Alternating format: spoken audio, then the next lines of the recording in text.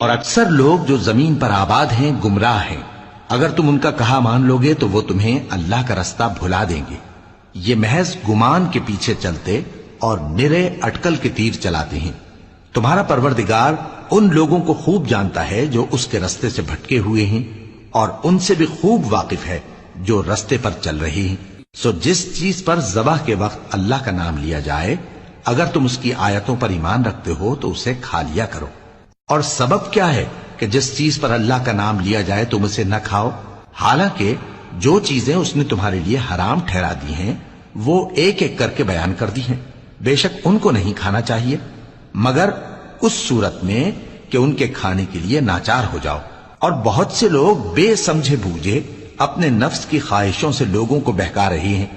کچھ شک نہیں کہ ایسے لوگوں کو جو اللہ کی مقرر کی ہوئی حد سے باہر نکل جاتے ہیں تمہارا پروردگار